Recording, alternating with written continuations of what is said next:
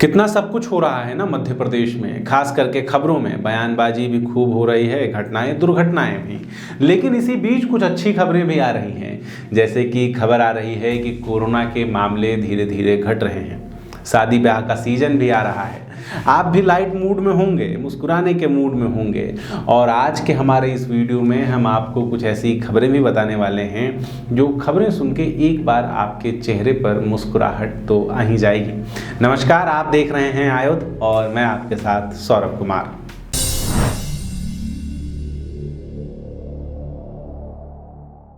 आपको टीचर की कौन सी इमेज याद है?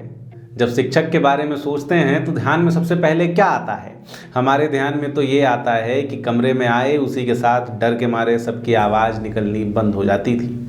होमवर्क ना बनाए तो पिटाई, नंबर कम आए तो पिटाई, गलत पढ़ ली तो पिटाई और कुछ नहीं किया तो पिटाई। लेकिन पन्ना जिले के शिक्षक विजय कुमार ने कुछ ऐसा किया है कि आज पूरा प्रदेश उनकी तरफ देखकर गर्व कर रहा है। उनसे पढ़ने वाले बच्चे मुस्कुरा रहे हैं।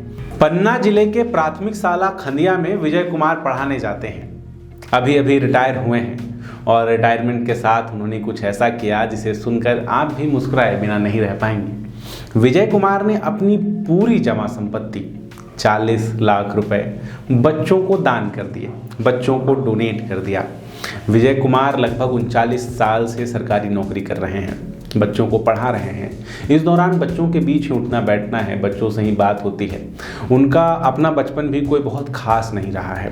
वो बताते हैं कि उन्होंने पढ़ने के लिए, पढ़ाई की तैयारी करने के लिए दूध बेचा है, जगह जगह जाकर दूध बेचा, पैसे जमा किए, उन पैसों से अपनी पढ़ाई पूरी की है और उसके बाद वो शिक्षक बने।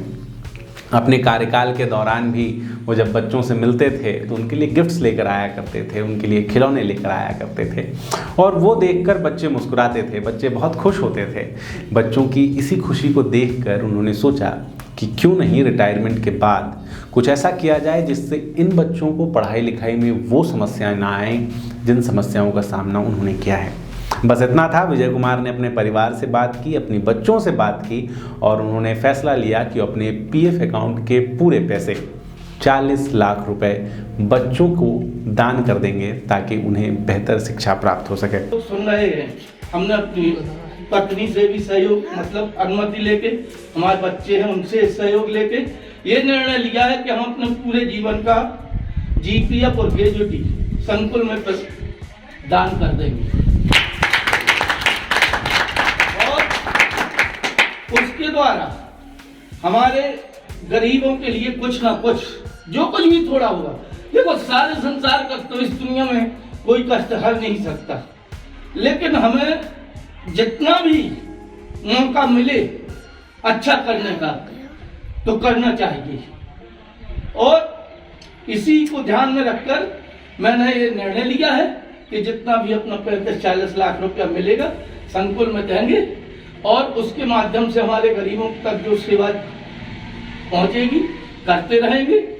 और आप सब लोगों का आशीर्वाद मिला, आप लोगों का साथ मिला और आप लोग यहाँ उपस्थित हुए, इस सब के लिए मैं बहुत बहुत धन्यवाद। आयुध की टीम की तरफ से विजय कुमार जी की इस भावना को शत शत नमन। आप जैसे और लोग आगे आएं तो बच्चों की पढ़ाई, बच्चों के लिए बेहतर भविष्य का सपना और आसान हो जाएगा। दूसरी खबर इंदौर से है, जहां पर एक बच्ची जो इंदौर में मदद की आस लिए आई थी उसे मदद मिली है और मदद ऐसी मिली है जिसने उसकी जिंदगी संवार दी। दरअसल कुछ सप्ताह पहले जम्मू कश्मीर की रहने वाली 14 वर्षीय नुसरत अपनी पिता के साथ इंदौर आई थी। इंदौर इस आस में आई थी कि उसे मदद मिलेगी, उसे सहायता मिलेगी। किसी दुर्घटना के कारण नुसरत की एक आंख खराब हो गई थी, उसकी आई सॉकेट खराब हो गई थी, जिसके कारण उसे देखने में तो परेशानी हो ही रही थी, साथ ही उसका चेहरा भी कुरूप हो गया था। इसका इलाज करवाने के लिए नुसरत को 2 लाख रुपए की ज़रूरत थी, 2 से 2.5 लाख रुपए की ज़रूरत थी। इतने पैसे उसके पिता के पास नहीं थे। इन्हीं पैसों की राह देखते हुए नुसरत अपने पिता के साथ इंदौर आई और इंदौर में नुसरत को साथ मिला पीपल्स अखबार का। पीपल्स अखबार ने एक अभियान चलाया। उन्होंने अपना अखबार में खबर लगाई कि आंखों के इलाज के लिए नुसरत को मदद की ज़रूरत है। और उसके बाद इंदौर के जम्मू कश्मीर अध्ययन केंद्र के कार्यकर्ता आगे आए। वो नुसरत का इलाज करवाने के लिए आगे आए। जब इसके बारे में जानकारी लगी तो जम्मू कश्मीर अध्ययन केंद्र से जुड़े डॉक्टर रत्नेश खरे ने बालिका से संपर्क किया। उन्होंने इलाज की सारी व्यवस्थाएं की और बच्ची को इंदौर के गोकुल दास अस्पताल में एडमिट करवाया।